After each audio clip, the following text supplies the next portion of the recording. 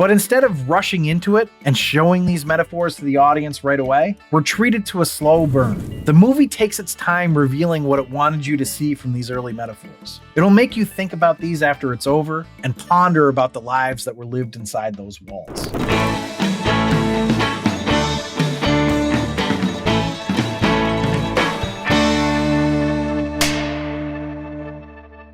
Welcome back to another episode of The Rank. I'm John, and today I'm going to be making an educated guess about what I think is going to be nominated for Best Picture at next March's Oscars. Now, for those of you who are new to the show, I'm going to give you an agenda real quick. We start with the potent notables, which is a few interesting facts or tidbits that I found out about the movie. Then I go into the movie overview, which is where I talk about what happened in the movie. In this case, I'll be avoiding spoilers as best I can because it's still out. And then we end with the rank, which is where I rank the movie in 10 categories on a scale of 1 to 10, 1 being the worst, 10 being the best, all to figure out what are the Best Picture nominees of all time. And today I'm going to be doing the third of my expected 2025 nominees, Sentimental Value, starring Renate Reinsve and Stellan Skarsgård, written by Elle Fanning and Joachim Trier, and Joachim also directed it. Now, we won't know I'm right here until next month, but assuming I am, let's find out how this one ranks against the pantheon of other Best Picture nominees I've already done, and against the two 2025 Best Picture nominees that I think will be nominated, starting with the potent notables. As always, we start the potent notables with the box office info. As of Wednesday, December 31st, 2025, when I'm recording this, Sentimental Value has made $3.9 million domestically and $8.9 million internationally, for a worldwide total so far of $12.8 million. And this was against a budget of $7.8 million. So, assuming it gets nominated, this shouldn't have any trouble breaking even, though there probably won't be much profit. So the idea for this movie actually emerged when Joachim Trier's family home went on the market. He wondered what his parents and grandparents had gone through in their lives, but then thought about the children's perspective of the house they grew up in. The central house became a starting point to take on a more complex topic, a reflection on life and people's expectations. With Trier saying that the idea of the father in this story was that kind of director who can see something very lucid and clear in his art, but in real life is a bit of an avoiding asshole. And Stellan Skarsgård said this is actually something that's really common in directors. They can be fantastic at explaining the psychology of a person that you're portraying, and hopeless when it comes to their own life. Actually finding the right house was pretty hard, because apparently there, quote, aren't that many villas like this in Oslo. That was according to the producer of the movie. According to him, there were plenty of houses that look as pretty outside, but inside they've been refurbished so they don't look as soulful. So let that be a lesson to you. Don't refurbish your house if you want to keep its soul. Interestingly, the house they ended up using is the same house that Trier used in the final scene of his previous movie, Oslo, August 31st. Anyway, those are all the potent notables, so let's move on to the movie overview. Now, this is a movie that will stick with you if you take the time to watch it. The opening 3 minutes or so explain everything you need to know about the premise. It tells how the main character in this story, Nora, was tasked with writing an essay in 6th grade. The essay instructions were to write it as if Nora was an object. She got to choose the object, and the object she chose was her house. And this also is where we see that this movie is going to be very literary. It dabbles in prose and at times luxuriates in it. For instance, in this essay, Nora muses about whether the house prefers to be light and empty when people have left it for the day, or full and heavy when the family is living inside it. Does it feel pain? And as that's said, we see a door open and scrape along the floor, and a child drops something on the floor which smashes. We establish through the essay that the house has a flaw in it, that it was discovered soon after it was built, which causes a crack in the foundation that reverberates through the whole house. Now, it may seem like they're layering metaphors rather thickly here in the beginning, but instead of rushing into it and showing these metaphors to the audience right away, we're treated to a slow burn. The movie takes its time revealing what it wanted you to see from these early metaphors. It'll make you think about these after it's over and ponder about the lives that were lived inside those walls. Now, there had been several generations of Nora's family living in that house, but the one we're mostly focused on is Nora's. After the essay is discussed in the beginning, amid different depictions of home life and a clearly messy divorce for her parents, we move to Nora's vocation choice, where we learned that she wanted to become an actress. From there, straight to her being super anxious about being in a play. So we learn in these moments that Nora has an artistic sensibility, that she is filled with anxiety, and that she was able to live the vocation that she desired. But Nora has a sister, along with a father and a mother. Now, we only saw glimpses of the father during the opening montage when the essay was being discussed. We really never saw the mother, but the sister was pretty prominent. And she'll remain prominent throughout the movie, which is really the heart and soul of it. Despite it ostensibly being about the rupture and repair of a father-daughter relationship. So we were introduced to adult Nora right away. And after her scenes of anxiety and her eventual release from said anxiety on stage, we go back to the home with the crack. This is where we get to meet adult Agnes, Nora's little sister. We were also introduced to Gustav, the father, but there is a perceived tension with him being there. The tension exists because it's Agnes and Nora's mother's funeral, and it seems they weren't expecting him to be there. Now, we're going to find out through the course of the film that Nora's and Agnes's mother was a therapist, and that she would have sessions with her clients in the house that Nora would listen to through a stove. So she was hearing these secrets that she wasn't supposed to hear from people who were feeling vulnerable. But I think this was meant to represent her desire to become an actress, to embody other people's vulnerabilities, and potentially escape from her own. Now, Agnes is married and has a son named Eric,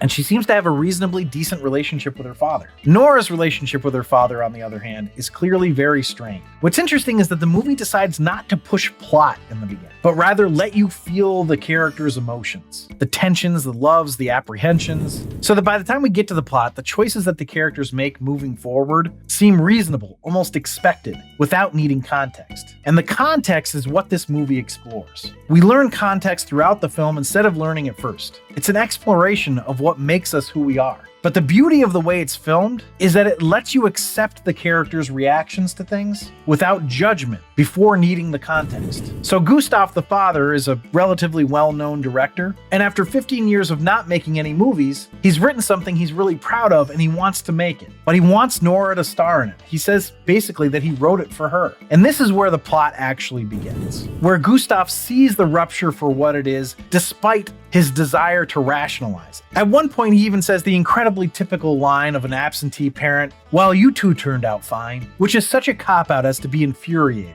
So the movie is going to show his dichotomy of character. Within the walls of his movies, he can communicate effectively. He is generous and accepting. Within the space of his art, he has a benevolence to him that his daughters wish they could have seen outside of that space. But he can't seem to live outside that space. And this, the audience will understand, is why he wants to invite his daughters and eventually his grandson into it. But the question that you keep asking yourself as the audience is, does he deserve it? Should they be made to join him, or should he be made to join them? At times it feels like these questions are being answered at a glacial pace or not answered at all.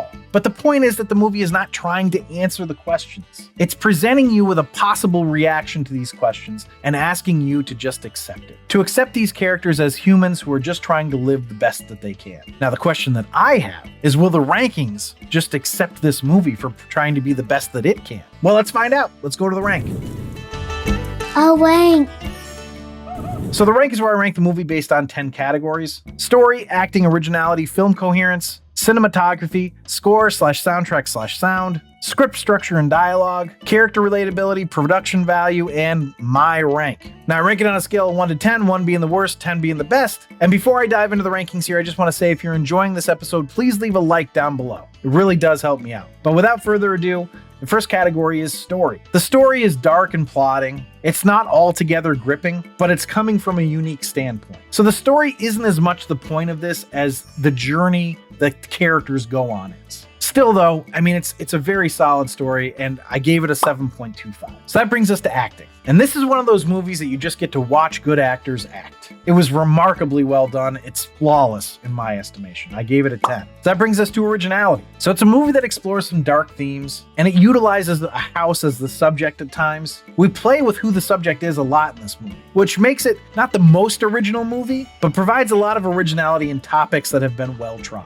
So I gave it an 8. Next is film coherence. It's a little too plotting in my opinion. I know there are a lot of moments that are there to represent metaphor and whatnot, but I don't think it added enough at times. We're essentially uncovering the story as if it's a mystery. Still though, it's incredibly well constructed. There's a piece of script in the movie that gets read twice. You would think this kind of repetition would be unnecessary, but in a fantastic bit of filmmaking, it works so well, it resembles genius. But sometimes we get a little too stuck in believing Trier's genius that we let some scenes drag. So this is why I went with an 8.5. Next is cinematography, and the cinematography was beautiful. They chose unique angles and pushed the focus at perfect times. You really couldn't ask for much more. My only complaint, and it is slight, is that it felt a little heavy-handed at times. So for that, I ended up with a 9.25. That brings us to score/soundtrack/sound. I really enjoyed the soundtrack of this movie. I felt like every song that was chosen was basically written for the scene that they were in, except for the one part that I didn't really like as much, which was when we get some crazy 80s synth pop all of a sudden. And it was for a scene with just some old guys. It just felt incongruous. It was the only slip up in my opinion though, so I gave it a 9.25. That brings us to script, structure, and dialogue. The script is really lovely and literary.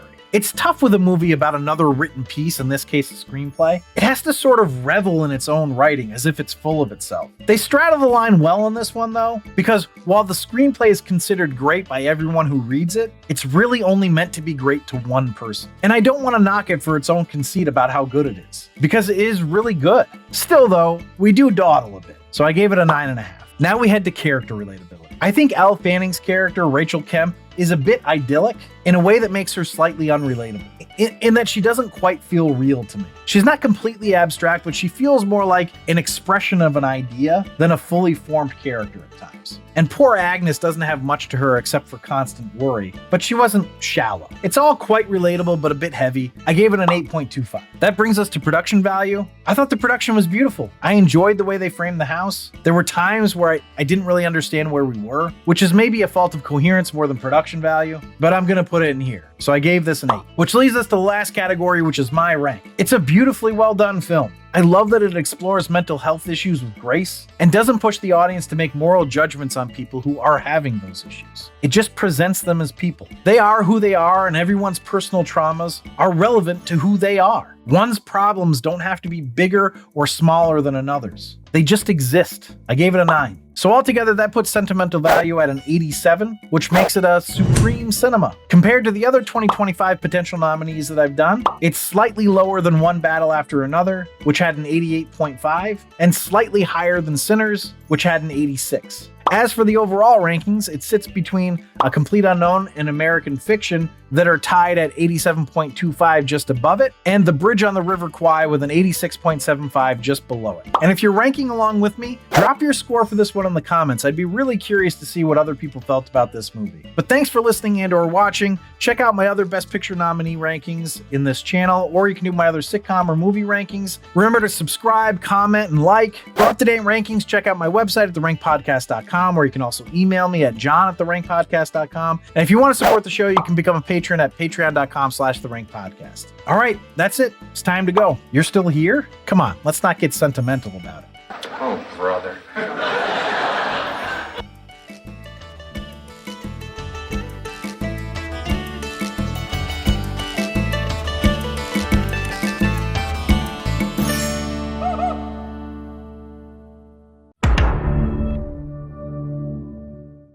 So, let that be a lesson to you. Don't refurbish your house. So, let that be a lesson to you. Don't refurbish your house if you want it to, if you're a fucking mother. What do they call that? Tourette's? Tourette syndrome. Yeah. Wow.